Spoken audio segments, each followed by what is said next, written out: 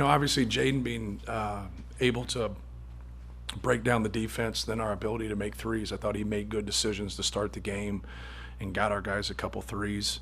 Travion and Zach did a good job around the rim. And just having balance of driving the basketball, being able to make enough threes. We had some open ones that you like to see go down, but 8 for 22 is not bad. And to just keep trying to execute. We out-rebounded them and had fewer turnovers than them at their place and still lost. And then tonight, again, we out-rebounded them and had fewer turnovers. If you keep doing that, you're going to give yourself a chance. Obviously, it helps when you can make some shots, and we obviously made enough tonight.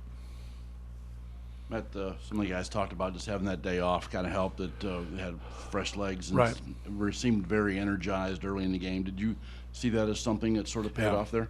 Well, they're always energized when the ball goes in. Like, our struggles are when we have to grind it when the ball doesn't go in. That's been our issue all year, just trying to get that consistency. But they're tough shot makers. Rutgers are. Geo Baker, Ron Harper Jr., McKay's. The last 7 games has been an all-conference player. There's an all-conference player again tonight. Just a fabulous guy. He's got a chance to be got a chance to play in the NBA. He's really good, understands the game, and has good size, can pass, can shoot. So, for us, just trying to be consistent on both ends of the court. But when we don't turn the ball over and we score the ball, it helps our defense. It keeps us out of transition.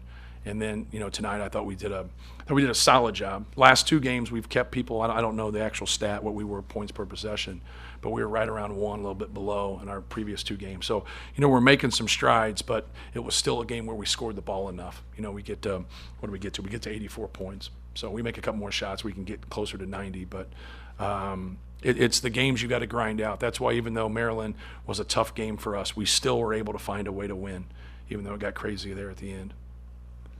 Just how you were able to flip the turnovers on your own turnovers down into single digits against that defense. What was the key for that?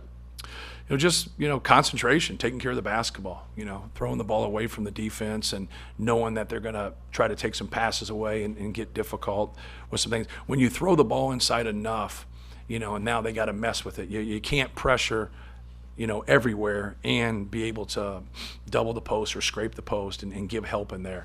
That allows you to move the ball a little bit better. If you get into transition or you got someone that can break down the defense and then they overhelp, that helps also. So those things, Jaden's ability to break people down, and then our size with Travion and Zach, I think really helped. But our overall decision making, like, they pressed us the majority of the game, and Eric Hunter did a fabulous job taking care of the basketball. And that really helps us because now we can get into what we want to. Even though they're getting us out of rhythm a little bit and they're making us use some time, we still did, probably outside of 2 or 3 possessions, did a good job executing. Tonight we saw some progress as far as maintaining leads. How satisfied are you? Yeah, well, that's what you want. Obviously it's in competition. You see it a lot in college basketball. You see it more in the NBA. Those leads can evaporate pretty quickly. And you got to be able to be solid at that time. We've fallen into a trap throughout the year. Once we get a lead to about 10 or 12, we get away from what we were doing, or we try to hit a home run and do something. I didn't see us doing that tonight. I felt like at times they push back, and it was really their good play. Like they're tough to cover. They're a good team. They're a good team. That was probably the greatest quad 2 win in the history of college basketball.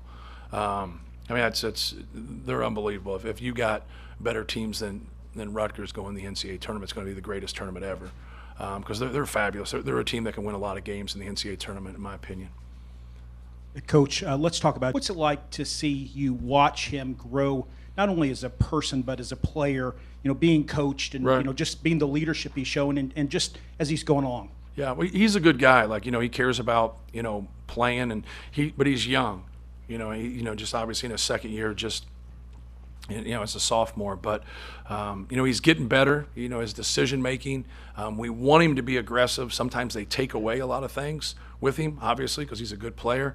And when he does that and gets the ball out of his hands, he really gives us a dynamic that I think separates us, to be frank with you. When he doesn't do that and he has predetermined thoughts, that's where you see the tough shots and the turnovers come.